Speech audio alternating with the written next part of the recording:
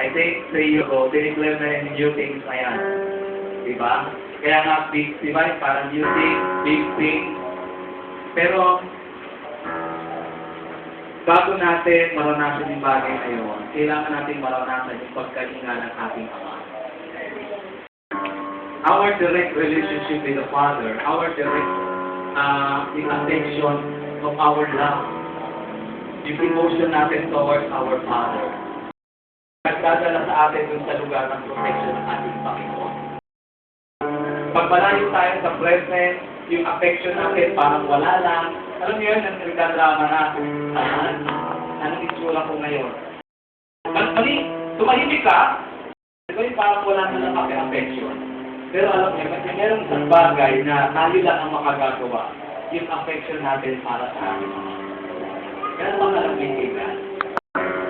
One time, sinulat-sulat sa aking Facebook, sabi ko, wow, thank you Dad for my new laptop. Sabi nagtanong sa akin, ang bait naman ng tatay ko. Ang magtrabaho ng tatay ko. Sabi ko, yung Dad na tinutuloy ko dyan, ang Father ang ating Panginoon. Sabi ko, grabe. Ang pamamagitan ng awiting ito, bakit hindi natin ibigay yung ating affection sa ating Panginoon? Sabihin natin sa Kanya, Lord, sabi dito, Father, I can't explain this kind of love, this kind of grace. Grabe. Sa dami ng kalokohang pinagkagawa natin, dapat tinirin na tayo. Pero alam niyo, ang ating Diyos ang makabuti at makabuti. Hindi natin maintindihan yung love na yan. Hindi natin maintindihan yung love na yan. Kasi never in our entire life na nagawa natin yung love na yan. At tanging ang Ama lang ang nakagawa sa atin. Hallelujah.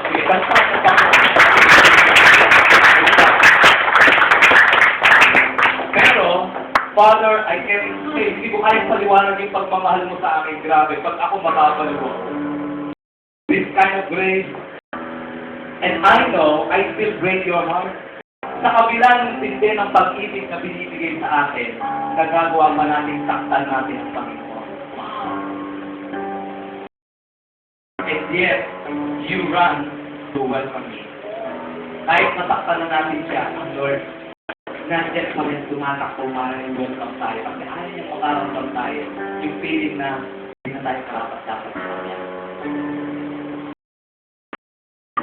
Hallelujah. Father God, kaya patuloy po kami makasama sa iyo. Hindi po namin pagkatao, our emotion, our mind, our soul will worship you, Father. Hallelujah.